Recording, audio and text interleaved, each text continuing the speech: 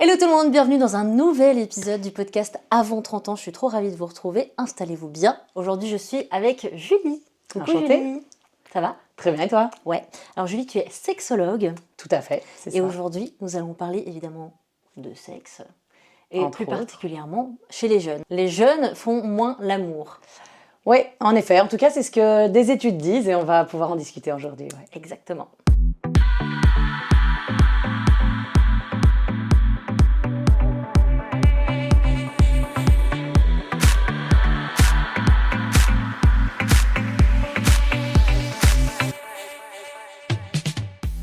Donc Julie, tu es, en plus d'être sexologue, tu es animatrice Evras. Ouais, tout à fait. Donc Evras, c'est éducation... Éducation à la vie relationnelle, affective et sexuelle. Ouais. On en parlera un petit peu plus tard. Et donc aujourd'hui, je vais commencer avec une statistique comme d'habitude en chaque début d'épisode pour qu'on puisse rebondir là-dessus. Comme je t'ai dit hors antenne, on va parler beaucoup de l'enquête IFOP qui a fait justement une étude là-dessus sur la récession sexuelle, il l'appelle.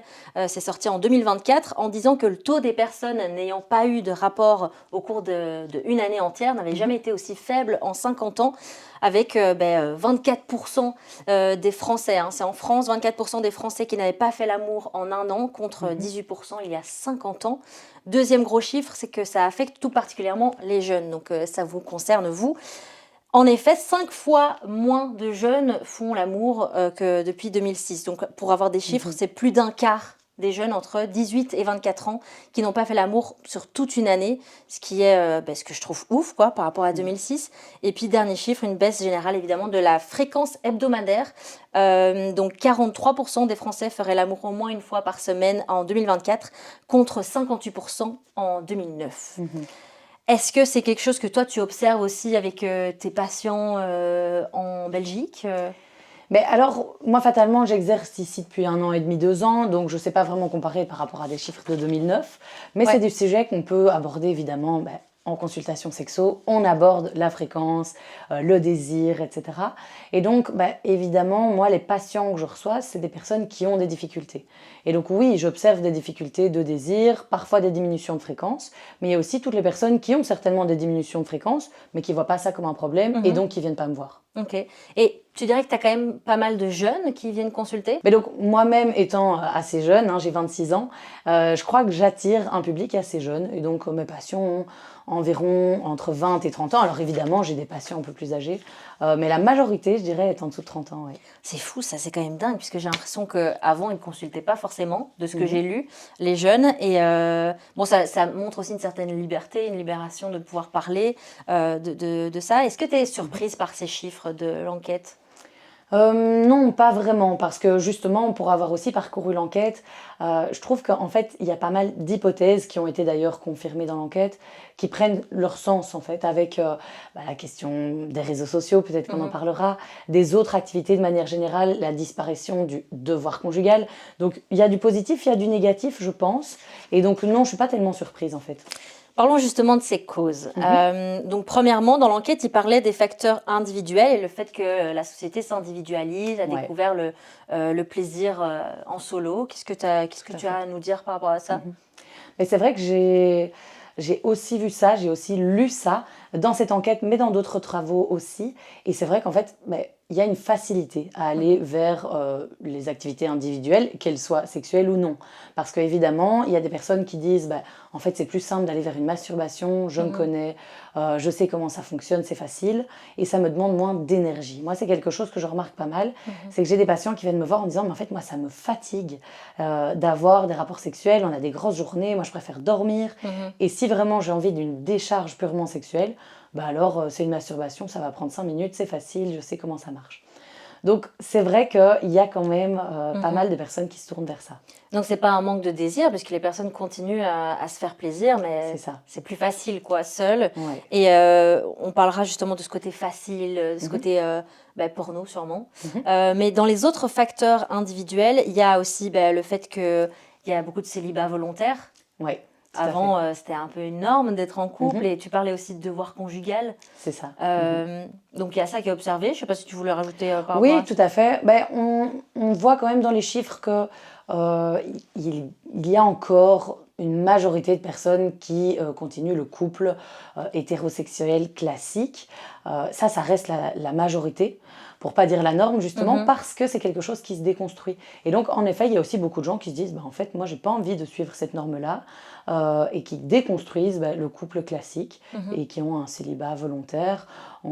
Ça va être en lien aussi avec tout ce qui est l'augmentation des propos féministes. Et donc, ils vont dire, par exemple, le couple hétérosexuel n'est pas un lieu qui va enrichir, par exemple, les femmes, qui va même plutôt les appauvrir, pour donner un exemple de quelque chose. Mais donc, voilà, il y a pas mal de choses qui déconstruisent le couple. Et donc, en effet, on voit qu'il y a quand même une augmentation du célibat. Et tu parles justement des femmes. Dans l'enquête, ils disent qu'une femme sur trois a connu des agressions sexuelles. Et donc, ça pourrait avoir une influence, non, sur l'envie, le désir. Oui, tout à fait. Et puis, en fait, de manière générale, parce que ça, malheureusement, les agressions sexuelles, elles étaient déjà là, que ce soit dans les années 70, dans les années 2006, pour prendre les années qui ont été comparées dans l'enquête. Mais donc, les agressions, elles étaient déjà là, mais maintenant, on n'en parle plus, évidemment, avec tout le mouvement MeToo. Ça a beaucoup joué, et en fait, c'est venu, vraiment mettre un accent sur la question du consentement. Et donc, de se dire, en fait, j'arrête d'avoir des rapports sexuels si j'en ai pas envie. Et ça, il l'aborde aussi dans l'enquête d'ailleurs. Et on voyait qu'il y avait encore quand même beaucoup de femmes qui acceptaient d'avoir des rapports sexuels sans désir, mais que heureusement, ce chiffre diminuait. Donc en fait, c'est pour ça que je disais qu'il y a du positif, du négatif, c'est que je me dis, tiens, mais qu'est-ce qui est normal? Est-ce que c'est vraiment grave, positif, négatif? On pourrait mettre tous les adjectifs. Derrière le fait que les jeunes de 18 à 24 ans, il y en a 1 sur 4, si je ne dis pas de bêtises, qui du coup n'auraient pas eu de rapport sexuel dans la dernière année. On peut voir ça comme quelque chose de surprenant et en même temps peut-être quelque chose de très positif en se disant on se questionne plus par rapport à est-ce que j'ai envie de sexualité ou non. Ça, c'est cool de voir ça aussi de cet angle-là parce qu'on se met tellement de pression sur et même les générations qui sont plus âgées qui disent mais comment ça se fait que vous ne faites pas l'amour c'est trop bien. Mais c'est juste parce que peut-être qu'il y a certaines femmes justement qui parlent plus et qui se libèrent et qui arrêtent ce devoir conjugal. Et pour terminer avec les facteurs individuels, il y a évidemment la santé mentale, l'anxiété. Oui, tout à fait. Mais donc là, on recoupe un petit peu avec, je trouve, cette question de ça demande trop d'énergie. Donc il y a beaucoup de gens qui vont dire, en fait, moi, j'ai trop de choses à gérer, beaucoup de pensées parasites aussi, qui viennent du coup déranger la sexualité, ou même le cerveau ne laisse pas de place à la sexualité, parce qu'on est dans des pensées difficiles, des pensées sombres, mais aussi bêtement des pensées pour la famille, le quotidien, le boulot, etc. Et donc on se dit, mais en fait, je préfère mettre la sexualité de côté. Ça, c'est quelque chose que je peux observer aussi chez certains patients et patientes qui viennent me voir en consultation. Ouais. Tu dirais qu'en fait, là, je sors des questions, tu dirais qu'il y a... C'est quoi la plus grande cause du manque de sexualité chez tes patients? Ça, c'est une très bonne question, parce que là, évidemment, je réfléchis rapidement au panel de gens que je rencontre. Il y a beaucoup, pour les femmes en tout cas, beaucoup de douleurs. Mais à nouveau, c'est des gens qui viennent me voir. Donc, je ne parle pas des femmes en général, je parle vraiment des patients et patientes que je rencontre. Donc, pour les femmes, il y a beaucoup quand même de douleurs, d'inconfort, souvent liées à la pénétration. Donc, pas à la sexualité de manière générale, mais vraiment la pénétration. Ça, évidemment, c'est un grand frein parce que ça vient impacter le désir. Et donc, évidemment, on diminue la fréquence. Je dirais que c'est majoritairement ça pour les femmes. En résumant vraiment. Et alors, pour les hommes, ça peut être aussi en lien avec des difficultés, par exemple les difficultés rectiles, etc., qui vont vraiment amener des pensées parasites. Et donc, on va éviter de se retrouver dans une situation qui est gênante et donc éviter la sexualité. Mais à nouveau, ça, on n'a pas de mal à imaginer que c'était déjà le cas il y a 50 ans aussi, quoi. Oui, c'est ça. Mais ce qui a pu se rajouter depuis, justement avant, il y a 50 ans, c'est évidemment les écrans. Cette surexposition aux réseaux sociaux, aux écrans, on fait une soirée Netflix and chill. C'est ça. Le porno, qu'est-ce que tu as à nous dire justement sur ces écrans? Mais c'est vrai qu'on voit quand même que les écrans sont en train de un petit peu s'immiscer jusque dans les lits des personnes. Et donc, évidemment, il y a d'abord la première chose, c'est que plutôt que se tourner vers son ou sa partenaire, échanger, discuter, si on est face à son écran, bien sûr, on a moins de contact. Mais il y a aussi, concrètement, par rapport aux réseaux sociaux, tout le circuit de récompense. Je ne sais pas si c'est quelque chose qui te parle un peu, mais donc avec la dopamine, etc. Et en fait, on va voir que la dopamine générée par les réseaux sociaux vient un petit peu remplacer, entre guillemets, la dopamine qui peut être générée par la sexualité. C'est triste. Ouais, on peut le voir Après, c'est comme comme ça ça, que en le- effet. Ouais. Enfin, c'est comme ça que le cerveau fonctionne, quoi. Il a C'est eu ça, son, c'est son ça. taux de Il a eu son dopamine shot. et, Ouais, ouais, tout à et fait. voilà quoi. Et Mhm. puis on parlait justement du porno. Le porno qui est relativement récent. Et il y avait une enquête justement de l'IFOP qui disait que 42% des hommes de moins de 35 ans avaient déjà évité un rapport sexuel pour justement se masturber devant un Mhm. porno. Qu'est-ce que tu en penses? Mais c'est vrai que ça, j'en ai pas encore parlé, mais c'est une raison pour laquelle les hommes viennent me voir, qui est Mhm. assez présente dans ma consultation.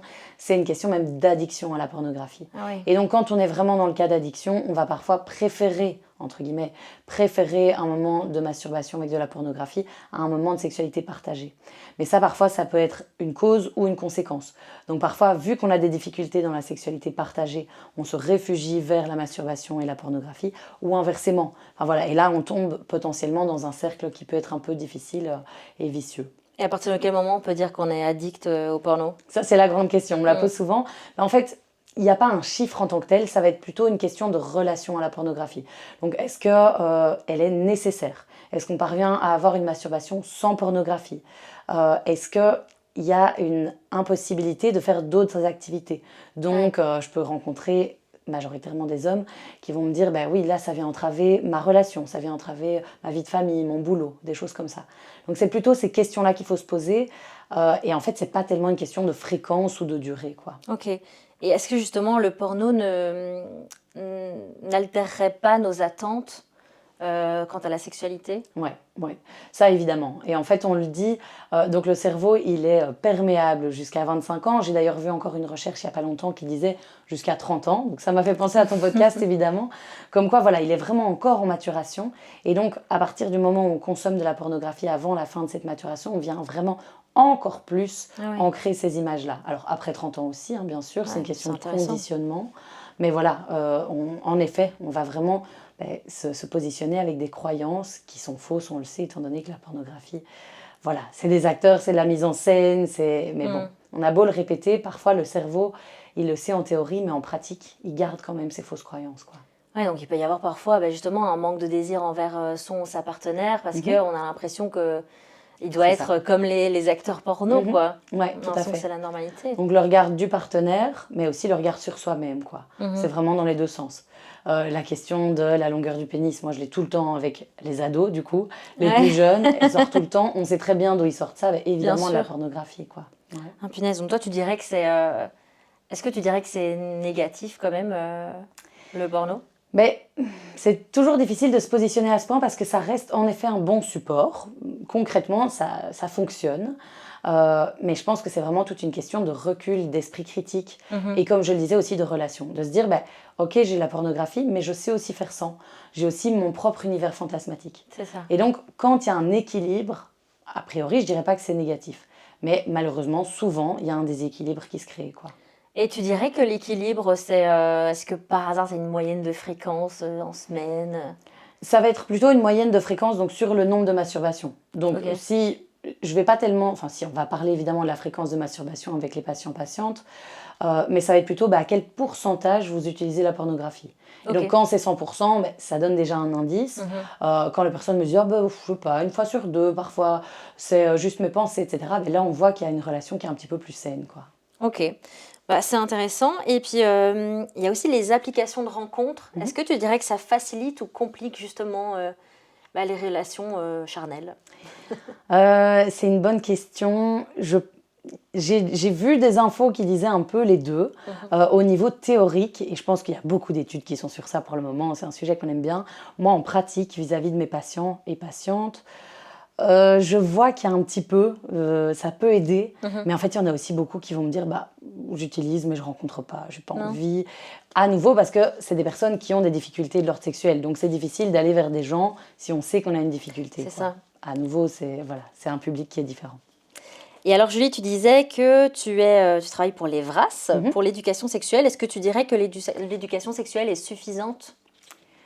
Non, actuellement pas encore. Alors, il y a les réformes, justement. Donc maintenant, les 6e primaires et les 4e secondaires sont obligés d'avoir 2 heures. Donc ça a été mis en place, alors, malgré la polémique Oui, c'est ça, légalement. Après, au niveau des contrôles, on n'a pas encore trop d'infos. Moi, légalement, je ne sais pas comment est-ce que l'État contrôle que tous les 6e primaires ont bien eu les 2 heures des VRAS. C'est ça. Donc, il y a quand même toujours des questions à se poser. Mais c'est quand même déjà une belle avancée. Mais par contre, voilà, c'est 2 heures sur l'année, quoi. Oui, non, c'est rien du tout. Donc, Donc, c'est c'est fou rien du que tout. Ouais, ça n'est pas plu aux gens alors que c'est c'est 2 ça, heures sur l'année. Et exactement. on retrouve quoi justement dans ce guide? Alors, dans le guide, en fait, on va retrouver énormément de choses parce que, comme je le disais, les VRAS, c'est vraiment la vie relationnelle, affective, sexuelle. Et donc, ça va aussi bien parler de santé sexuelle, santé reproductive, évidemment, voilà, de sexualité de manière générale, mais aussi de relations interpersonnelles. Il va y avoir des aspects au niveau du droit. Et en fait, ce guide, il a vraiment été fait pour les professionnels et pas pour les jeunes, ni pour les parents, quoi que ce soit.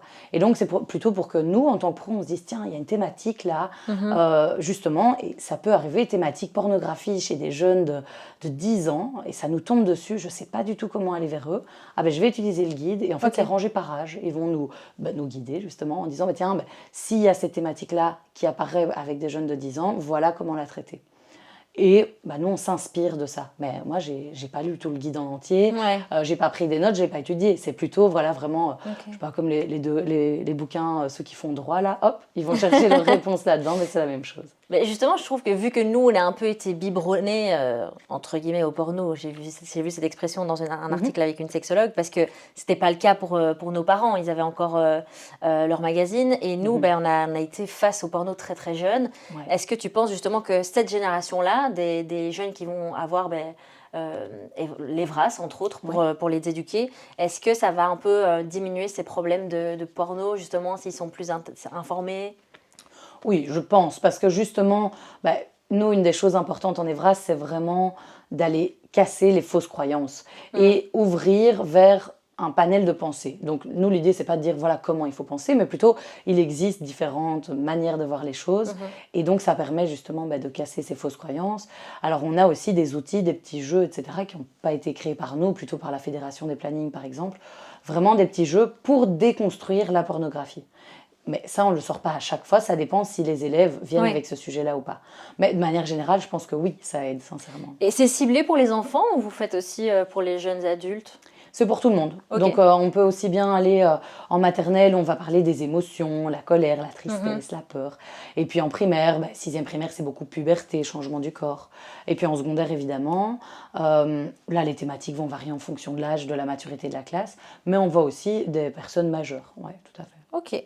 Ah oui, et maintenant on va parler aussi du mouvement No Sex.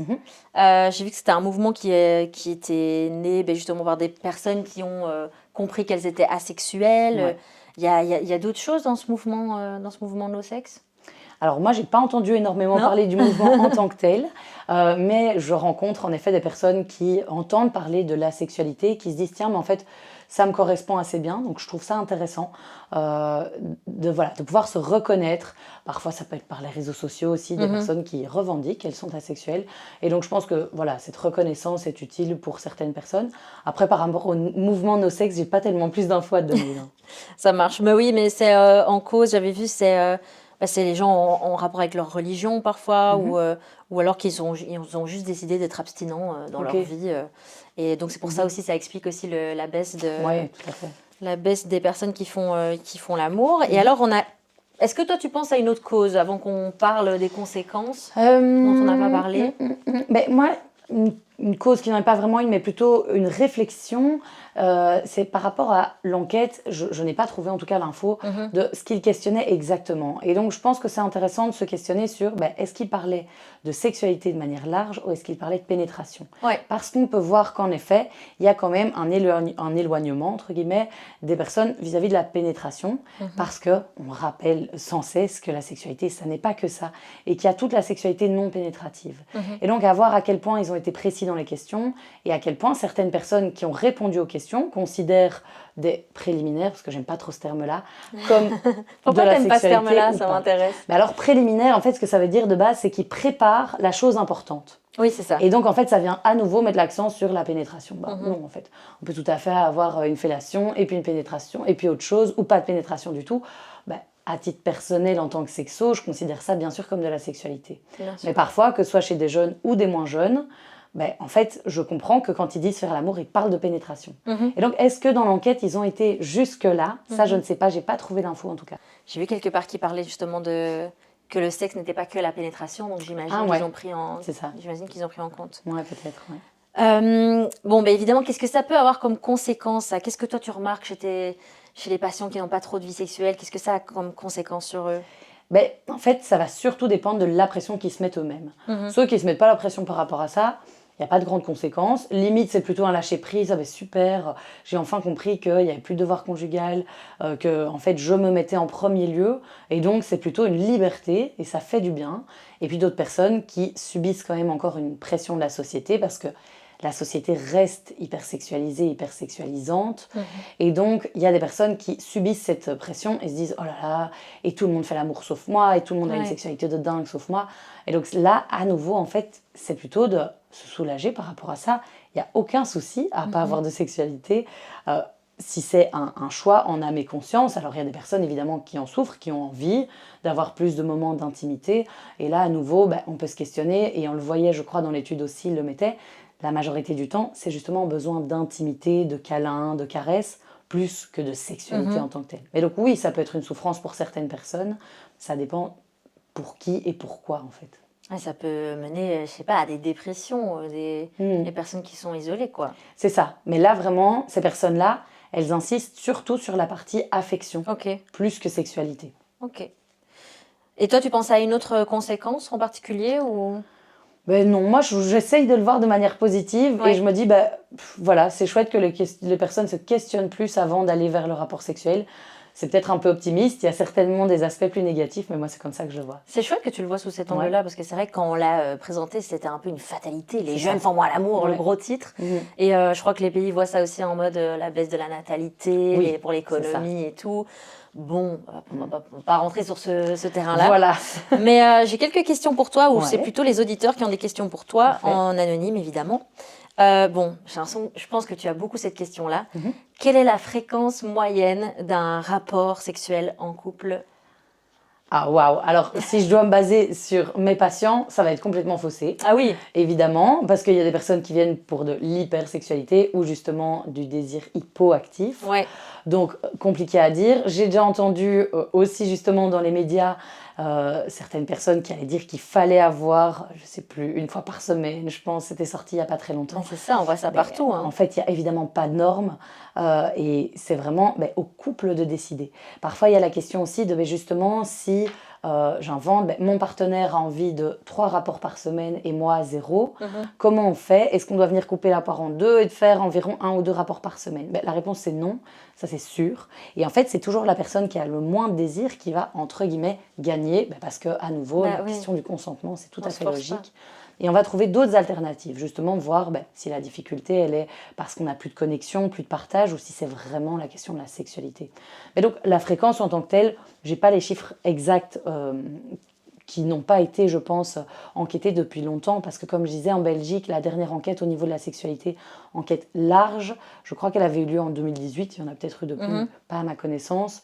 Mais voilà, donc en fait, il n'y a pas de norme par rapport à ça. Il n'y a pas une fréquence à avoir pour être épanoui dans son pas couple. du tout, Quoi. Ouais, surtout pas. Et justement, tu as répondu à une question déjà quand tu as dit qu'il y avait des envies différentes, des désirs différents. Qu'est-ce que tu fais du coup pour pallier à cette frustration d'un côté, culpabilité de l'autre? Est-ce qu'à un moment donné, vu qu'on ne peut pas couper la part en deux, est-ce que c'est un motif de rupture? Alors, pour certains, ça peut l'être, mais à nouveau, la majorité des couples qui viennent me voir, c'est parce qu'ils ont envie de se battre et de trouver des solutions. Et donc, je pense que comme tu l'as très bien dit, c'est hyper important de pouvoir entendre aussi la frustration. Et donc, je peux proposer, par exemple, des séances en individuel pour vraiment prendre le temps. Parce que oui, il peut y avoir une frustration qui est là et qui n'est pas facile à gérer. Mais donc, si c'est à nouveau au niveau purement sexuel, on a recours à la masturbation. Et on va vraiment favoriser la connexion, les moments d'intimité, mais au sens très large. Ça va déjà aider pour pouvoir vraiment retrouver de l'intimité au sein du couple. Et la culpabilité, pareil, on va vraiment essayer de la travailler pour la diminuer parce qu'au plus on se met la pression, si on ressent de la culpabilité de soi-même ou de son partenaire, là c'est pire que tout pour le désir, quoi. Ok, merci beaucoup pour ça. Et alors une question justement, comment entretenir la flamme dans le couple? Une question qu'on te pose souvent, j'imagine. Oui, tout à fait. Il y a souvent des patients qui viennent me voir en disant c'est plus comme avant. Alors évidemment, un début de relation, ça sera plus comme le début de la relation. Et c'est normal. Mais à côté de ça, oui, retrouver des moments d'intimité large, des moments où on va au resto, des moments où on va se faire un petit week-end à la mer, peu importe. Alors Mhm. souvent on me dit oui, mais ça coûte toujours des sous. Non, on peut aussi évidemment aller se faire une balade. Mais donc là, trouver des rendez-vous de couple, vraiment se faire des dates, ça c'est sûr que ça va aider. Et donc là, on peut, entre grands guillemets, se forcer, c'est-à-dire se dire, ben, ok, on prend notre agenda Ouais. et on se fixe, mercredi on va se faire une balade, on va se faire un ciné. Et alors si on se fait un ciné par exemple, l'idée c'est pas juste d'aller au ciné, c'est de pouvoir en discuter après. Et donc justement, ben, éviter ce truc de juste écran. Parce que si on se fait un date où on regarde un film Oui, et on c'est va ça. dormir, en fait on n'a pas le partage. Et donc de vraiment se dire, ok, on va se regarder un film, mais après on va se prendre une demi-heure pour raconter un petit peu ce qu'on en a pensé l'un et l'autre. Si on a été au ciné, ben, boire un petit verre après, quelque chose comme ça, pour avoir vraiment des moments de partage qui peuvent potentiellement favoriser ben, l'idée de se dire ben, peut-être qu'en rentrant, on pourrait avoir de l'intimité, de la sexualité, ou pas du tout. Parce que si on se dit, on le fait ça, on Mhm. fait le ciné juste pour avoir de la sexualité, là à nouveau ça marchera pas. Mais vraiment se forcer à avoir des moments à deux, quoi. C'est bien de le voir ça comme ça, je trouve, de Mhm. pas forcément axé en mode on fait un rendez-vous dans l'agenda pour Mhm. avoir notre moment charnel. C'est ça. On se Ouais. retrouve, on a une connexion et donc ça ravive Mhm. un peu le truc, quoi. C'est Ouais, cool. tout à fait. Et justement, il y avait une question qui disait, ben, justement, on n'a pas beaucoup de sexualité avec mon copain. Et quand on va en vacances, alors là, elle est Ah ouais. à fond, mais elle aimerait bien avoir la même chose dans son quotidien, quoi. C'est ça. Ben oui. Ben alors ça, souvent on le voit, hein. C'est la Ah question ouais. du lâcher prise. Donc les pensées parasites, elles sont ailleurs. On pense pas boulot, on pense pas quoi que ce soit. Ça, c'est une chose. Mais il y a quand même aussi une autre, c'est que on vient quand même se mettre dans un état d'esprit où on se dit tiens, c'est possible qu'il y ait de la sexualité. Mhm. Et donc, en fait, on vient un petit peu se préparer et on vient activer soi-même son désir. Mhm. Donc ça, c'est ce qu'on a souvent en début de relation, par exemple. Pour reprendre l'exemple du ciné, si c'est un premier date, qu'on Ouais. sait qu'on va avoir de la sexualité, j'invente, hein, on va se dire, ah, je vais m'habiller comme ça, je vais mettre tel sous-vêtement. En fait, on est déjà en train d'activer son propre désir. Et donc, pendant tout le ciné, ben, ça reste dans un coin de la tête. Alors que quand on est dans la routine, on va au ciné, quoi. Ouais, c'est On ça. va pas regarder quelle Ouais. culotte on avait mis. Et voilà, juste j'ai été au ciné. Et donc, en fait, si on vient essayer d'activer soi-même aussi cette pensée, bien, peut-être qu'il va se passer quelque chose, peut-être pas, mais Mhm. peut-être, et ben voilà, on vient soi-même un petit peu ben, préparer le terrain, quoi. Ok. Et alors, une autre question, est-ce que les couples libres sont plus épanouis? Waouh, Je sais pas si très toi, tu as la large, ouais. réponse. Euh, J'aurais tendance à dire que oui, ça me paraît un petit peu trop général de dire oui, tous les couples libres sont plus épanouis, mais j'aurais tendance à dire que oui. Pourquoi? Parce qu'en fait, pour avoir justement cette ouverture de couple, ça nécessite une grande confiance, une grande communication, et ça, ce sont des ingrédients essentiels pour l'épanouissement. Et Mhm. donc, j'irais oui, mais pas tellement parce que il y a différents partenaires, etc. Ok. Plutôt bah, grâce aux bases que ça nécessite, quoi. Ok, donc c'est pas spécialement parce que tu es avec le même partenaire et là tu changes, non? J'imagine que ça impacte Ouais. hein, pour certains, mais voilà, moi je mettrais surtout sur bah, les ingrédients ouais, tels que la confiance et la communication, quoi. Ok, on a une autre question qui est je n'ai aucune libido envers mon partenaire, mais avec les autres, j'ai une énorme libido. Que faire? Ben, donc on revient un petit peu dans cette question de, entre guillemets, acquis. Mhm. Peut-être, hein, c'est une hypothèse, peut-être que c'est pas du tout ça. Mais donc, quand on a l'impression que quelque chose est acquis, on va être moins justement dans cette séduction au sens large. Et comme je le disais, c'est pas uniquement séduire son ou sa partenaire, c'est aussi se séduire soi, prendre du temps pour soi. Et donc, bah, quand on a l'impression que de toute façon c'est ok, on est moins dans l'effort entre guillemets de vouloir peut-être plaire, Ouais. ce qu'on peut retrouver bah, avec d'autres personnes à qui on ne plaît Eh pas oui. encore. Et donc là, il y a ce côté un petit peu challenge, etc.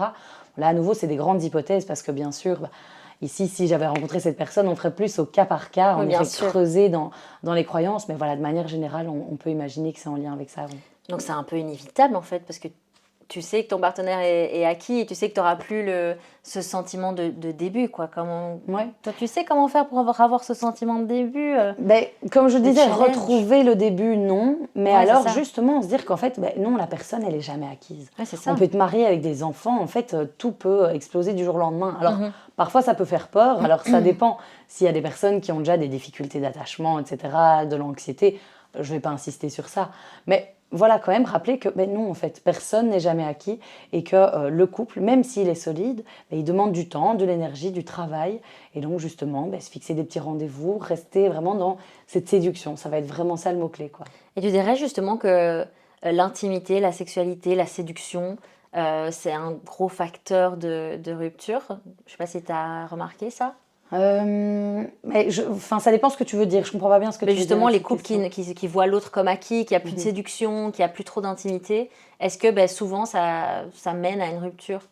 Ouais, ok. Mais donc, ça peut, et à la fois, ça peut aussi juste, entre guillemets, mener à des couples qui ne partagent plus trop d'intimité, mais qui, pour d'autres raisons, restent ensemble.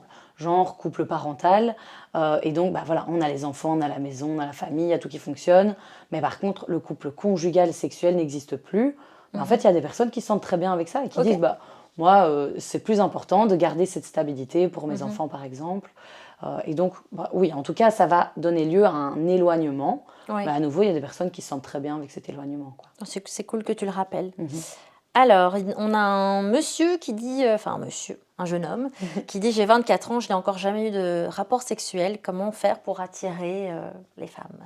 Ouais, alors quand on se pose cette question, évidemment, ça peut créer un peu l'effet inverse. Donc là, il faut être vigilant à se dire, bah, si je veux attirer, qu'est-ce que je dois mettre en place, etc. Mais en fait, il n'y a pas de recette magique. Mais dégager, entre guillemets, justement cette sensation, cette impression qu'on a envie d'avoir la première sexualité, la première fois, etc., bah, ça peut parfois donner l'effet inverse, quoi. Et donc, surtout, à nouveau facile à dire, hein, mais se retirer la pression. Parce que j'ai beaucoup de patients qui vont me dire, oui, mais justement, j'ai pas d'expérience, etc. Mais en fait, c'est pas parce qu'on a eu 150 partenaires ou 0 partenaire, dans tous les cas, ça sera toujours une première fois. C'est ça. Ça sera toujours écouter un nouveau corps. Et donc, même si j'ai rencontré 5 filles, 10 filles, et que j'ai l'impression de savoir faire, etc., ben non, parce que la 11e fille, ça sera différent, quoi. Donc, vraiment, essayer au mieux de se retirer la pression, c'est sûr que c'est ce qui va aider le mieux, quoi. C'est chouette de le voir comme ça. J'aime bien ton aspect, Ouais, tant ton mieux. angle positif. Alors, on a comment diminuer, voire arrêter ma consommation de porno? Ouais, ça, grande question, mais ça va être beaucoup en essayant justement de diminuer petit à petit. On est vraiment dans la question de l'addiction, hein. On peut imaginer ça, l'alcool, la cigarette, peu importe. Vraiment diminuer petit à petit parce que le faire de manière drastique, alors ça fonctionne pour certaines personnes, mais la majorité du temps, ça va donner lieu à un recraquage plus tard. Mais alors surtout diversifier les activités. Oui. Donc pas rester seul parce qu'évidemment ben, on a accès à la pornographie plutôt quand on est seul dans l'intimité, dans sa chambre, etc. Donc voilà, un petit peu se forcer à bouger, faire d'autres activités, s'éloigner des écrans. Ça va être vraiment ça. Et en fait, c'est toute une question de conditionnement. Il y a des personnes qui me disent, mais c'est dans mon habitude, dans ma routine. Je rentre du boulot, je prends d'abord 20 minutes, un petit moment de pornographie, et puis je passe à autre chose. Ben alors on va remplacer ce moment-là. Faire une balade, faire du repassage, peu importe, que ce soit fun, que ce soit pas fun, mais vraiment essayer de changer petit à petit les habitudes, comme en fait pour n'importe quelle, j'ai envie de dire, addiction, quoi. Ouais, ou même essayer, s'ils veulent garder la masturbation, est-ce que c'est encore possible pour eux d'essayer de revoir leur imagination? Oui, Ou est-ce que ça c'est ça. fonctionne plus? C'est difficile, quoi. Ouais. Moi, ce que je propose souvent à mes patients, c'est des alternatives, toutes des alternatives à la pornographie. Et donc, passer, par exemple, ça marche assez bien, je trouve, tout ce qui est podcast audio érotique. Et donc, en fait, là, on n'a pas tout offert sur un plateau d'argent, on n'a que le son. Et donc, ça vient quand même réactiver le cerveau, qui doit c'est bien. compléter l'info et qui va créer lui-même ces images. Et donc, voilà, ça peut être aussi de la lecture érotique, enfin, essayer d'aller vers d'autres choses petit à petit, quoi. Et tu as un podcast en particulier à recommander? Alors, j'ai un document que je donne souvent à mes patients, mais là, j'en ai plus en tête qui me viennent. Il y en a quand même pas mal. Il y a Vox, par exemple, mais je sais que lui, il est payant. J'en avais un en tête gratuit. J'ai plus. Je pourrais donner Si l'info tu en as, off. et Voilà, on c'est mettra ça. en Ouais, description. parce qu'il y en a un gratuit qui est vraiment pas mal, avec qui j'ai déjà travaillé. Ils me reviennent pas comme ça, mais Ok. je te donnerai l'info. Trop bien. Et alors, une autre question. Ah là là, elle m'énerve cette question. Ah, Est-ce que le body count est important? ouais. Je te rejoins. Oh là là. Je pense qu'on a Premier déjà... date. C'est quoi ton body count? Ouais. C'est En n'importe fait, quoi. c'est n'importe quoi, dans un sens comme dans l'autre, quoi. Parce qu'il y a des personnes qui vont dire, bah, s'il est trop faible ou trop élevé, c'est bien, c'est pas bien. Enfin bon, oui, non, moi je trouve ça juste horrible. Je pense qu'on y a déjà un petit peu répondu avec ce jeune homme de 24 ans. Voilà, en fait, peu importe quoi, qu'on ait eu beaucoup de partenaires ou non, le corps n'aura pas d'impact, parce que ça, il y a aussi une fausse croyance, hein, comme quoi des filles qui auraient eu des partenaires différents, le corps serait différent au niveau génital. Enfin, ça déjà, ça n'a aucun sens, Non. parce qu'on C'est peut faire avoir... sortir un bébé. Oui, exactement. Et ça reprend la position initiale. Et puis, Ouais, c'est si j'ai ça. 100 rapports avec le même partenaire, quelle serait la différence de 100 partenaires différents une fois? C'est Enfin, ça. voilà. Oui, moi aussi, je trouve ça vraiment un peu bête comme question Ouais. parce que, ben, voilà, évidemment, ça n'a pas d'importance. Et si ça a une importance pour soi, ben, à chacun de se questionner pourquoi est-ce que ça a une importance pour moi, quoi. Oui, c'est ça met la pression à plein de gens, j'ai Mhm. l'impression. Et j'avais vu un gars qui interviewait des filles et des garçons, et les garçons disaient: «Oh, mais si la Ouais. fille, elle a plus de 3 body count, mais Mm. impossible et tout». Je suis là, mais waouh! Oui, non, l'horreur. Bah oui. Et là, c'est vraiment très connoté ben, patriarcat, Oui, c'est évidemment. ça. Ben, voilà. Si elle Là, on s'est a fait toute. souiller, elle s'est Ouais, fait retourner, mais c'est ça. pourquoi? Oui, non, oui, on est bien d'accord. Voilà, donc déjà, c'est une question qui ne se pose pas. Voilà. Premier date, tu Bien gâches sûr. tout. Tu dis: Bien «C'est quoi ton sûr. body count?» Je me casse, Ouais, quoi. ouais, ouais. Ça te regarde pas? Clairement. Alors, une autre question. Est-ce que faire une thérapie de couple sexuel en tant que jeune couple veut dire que notre couple va pas bien? Non, pas du tout. Pas du tout. J'en ai beaucoup T'as beaucoup assez de jeunes jeunes, couples? justement. Ouais. J'ai quand même pas mal de couples. Et, ben, enfin, jeunes, du coup, tout est relatif. Mais oui, allez, autour de 30 ans. Ok. Et parfois plus jeunes aussi, d'ailleurs. Hein. J'ai des personnes de mon âge, un peu plus jeunes aussi. Et en fait, moi, je trouve ça vraiment chouette parce qu'à nouveau, ça permet de bien fixer les bases. Parce que, évidemment, venir en thérapie de couple, ça va favoriser la communication, l'échange, le fait de discuter et de Mhm. parler aussi de sexualité. Parce que parfois, on a plus de mal à parler de sexualité avec son ou sa partenaire que de faire. Oui. Alors qu'en fait, à un moment, ça nécessite d'expliquer aussi, tiens, mais qu'est-ce que j'aime pas, est-ce que ça t'a plu, oui, non. Mhm. Oula, ça c'est beaucoup trop compliqué. Alors que faire, oui, oui, on parle pas et on fait. Donc voilà, évidemment que c'est important et ça peut vraiment aider, peu importe l'âge du couple, de venir en consultation. Oui, parce que c'est quand même, c'est mal vu, non, entre guillemets.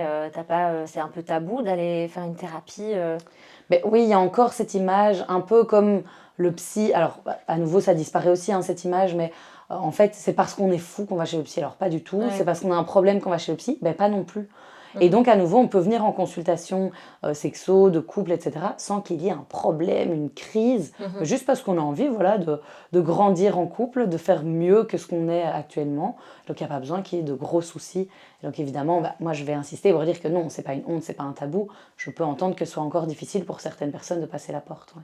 Et justement, ça ressemble à quoi une séance avec toi? Donc, moi, les séances, elles durent toujours 50 minutes environ.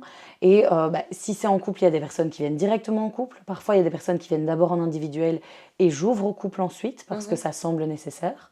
Et en fait, on va vraiment favoriser l'échange. Donc, en couple, moi, ce qui m'importe beaucoup, c'est que eux communiquent. Et moi, je suis vraiment une tierce personne. D'accord. En individuel, on peut avoir plutôt des petits exercices vraiment sur les fonctions sexuelles, donc de respiration, par exemple, de connaissance de son corps. Parfois, je vais donner des exercices à faire à la maison et puis on en redébriefe ensemble en consultation. Enfin, il y a un petit peu de tout, quoi. Ah, c'est cool. Tu nous donneras ton contact à la fin, Ouais, tout à à la fait. fin de l'épisode. Comme ça, Mhm. si vous êtes intéressé, n'hésitez vraiment pas Ouais. à contacter Julie. Alors, on a encore une petite question. Est-ce que la pilule influence la libido? Oui, il y a quand même beaucoup de femmes qui remarquent une différence, mais il y a aussi beaucoup de femmes qui se portent très bien avec leur pilule.